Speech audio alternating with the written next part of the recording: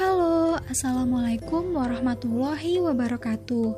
Video ini akan membahas draft project buku pendidikan inklusi mengenai asesmen yang disusun oleh kelompok 5 dengan anggota Afais Watul Fadila, Hadijah Azhara Batubara, dan Raifatul Maulah.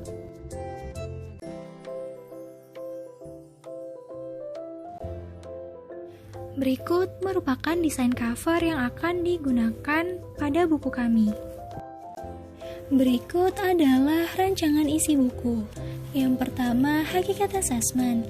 Asesmen secara luas mengarah pada berbagai sumber bukti dan aspek pengetahuan, pengertian, keterampilan, dan sikap peserta didik atau mengarah pada suatu kejadian dan instrumen tertentu seperti asesmen portofolio. Atau sederhananya, asesmen yaitu memperhitungkan atau memperkirakan nilai suatu kualitas berlandaskan hasil tes, pengukuran, atau peringkat. Asesmen yang diterapkan dalam sistem pendidikan atau pembelajaran. Pertama, asesmen hendaknya memuat keseluruhan komponen belajar dan pembelajaran, dilakukan pada awal kegiatan, ketika kegiatan berlangsung, atau di akhir kegiatan pembelajaran. Yang kedua, asesmen pembelajaran fokus pada mengetahui pencapaian dan kemajuan anak didik dalam belajar serta membenahi proses sekaligus kegiatan pembelajaran. Kemudian yang ketiga, asesmen direncanakan dari kerja berbagai pihak terkait dengan tujuan menghasilkan kurikulum yang terpadu. Dan yang keempat, pengelolaan antara asesmen untuk memperbaiki dan asesmen akuntabilitas harus dilaksanakan dengan baik, sehingga menemukan persetujuan yang saling menguntungkan. Selanjutnya yakni asesmen anak usia dini. Asesmen anak usia dini adalah proses pengumpulan data, bukti, dan diagnosis kebutuhan, keunggulan, kemampuan sekaligus mendeskripsikan pencapaian perkembangan serta kegiatan belajar para peserta didik di lembaga pendidikan anak usia dini seperti TKA, TPA, KB, dan posyandu. Ruang lingkup asesmen. Yang pertama, asesmen berlandaskan kurikulum, dilakukan dengan berpusat pada kurikulum tertentu. Dan yang kedua, asesmen berlandaskan perkembangan, yang dilakukan dengan berpusat pada perkembangan sosial dan perkembangan motorik serta aspek lainnya. Prinsip-prinsip asesmen.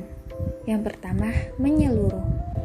Asesmen ini dilakukan terhadap seluruh aspek yang menjadi fokus masalah pada anak didik. Yang kedua, berkesinambungan. Asesmen ini dilakukan secara sistematis, bertahap, dan berkelanjutan dengan tujuan memperoleh informasi secara holistik mengenai anak didik. Dan yang ketiga, objektif. Asesmen ini terencana dan sistematis, dilakukan dengan menggunakan kriteria yang jelas. Yang terakhir, mendidik. Dengan tujuan meningkatkan kualitas pembelajaran untuk mengembangkan kemampuan anak didik. Digunakan hasil asesmen yang menjadi dasar keputusan guna memperbaiki sistem pembelajaran yang berlangsung. Perbedaan asesmen PAUD umum dengan asesmen pendidikan ABK. Untuk asesmen PAUD umum, asesmen pendidikan yang digunakan bertujuan untuk mengukur kemampuan dari setiap anak didik dan mengukur bahan serta program pembelajaran. Pengukuran ini ditujukan untuk mencapai standar penilaian yang telah ditentukan sebagai kriteria dari keberhasilan lembaga pendidikan. Hasil penilaian ini juga digunakan sebagai bahan evaluasi.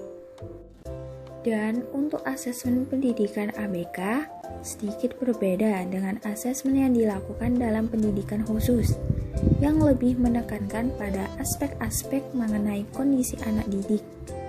Berbagai aspek yang menjadi tinjauan tim asesmen meliputi kemampuan atau keterampilan yang sudah dimiliki anak, hambatan atau kesulitan yang dialami anak, kebutuhan dalam belajar, serta pendidikan yang harus dipenuhi. Asesmen dalam kelas inklusi. Asesmen anak berkebutuhan khusus, implementasi pendidikan di setiap sekolah pastinya memerlukan asesmen sebagai acuan dalam pencapaian tujuan keberhasilan dari pelaksanaannya. Begitupun dengan pendidikan inklusi di sekolah inklusi, di mana asesmen bertindak sebagai cara mengatasi masalah terhadap siswa berkebutuhan khusus. Asesmen membantu anak memperoleh informasi agar menghasilkan keputusan yang relevan terkait pendidikannya.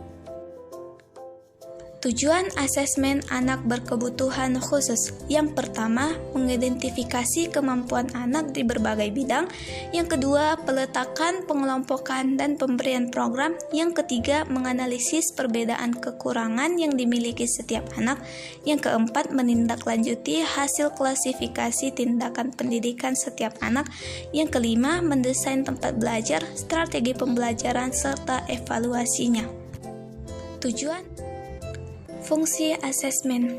A. Penjaringan atau screening, berfungsi sebagai penanda pada anak yang memiliki gejala anak berkebutuhan khusus.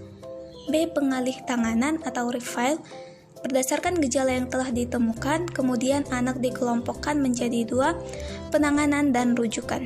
C. Klasifikasi atau classification, menentukan apakah anak benar-benar membutuhkan layanan khusus setelah adanya rujukan. D. Perencanaan pembelajaran atau instructional planning, menyusun program pengajaran individual. E. Pemantauan kemajuan belajar atau monitoring pupil progress, untuk mengetahui program yang dijalankan telah sesuai atau belum. Prosedur asesmen anak berkebutuhan khusus. Yang pertama, pada prosedur formal, asesmen menggunakan berbagai tes yang telah terstandarisasi. Yang kedua, pada prosedur asesmen informal, menyertakan banyak pihak terkait untuk memperoleh informasi yang relevan mengenai hasil pembelajaran, disertai instrumen pendukung. Pemaparan tadi merupakan rancangan buku yang akan disusun oleh kelompok 5. Terima kasih telah menonton video dari kami. Kritik serta saran yang membangun sangat diperkenankan dan diapresiasi. Wassalamualaikum warahmatullahi wabarakatuh.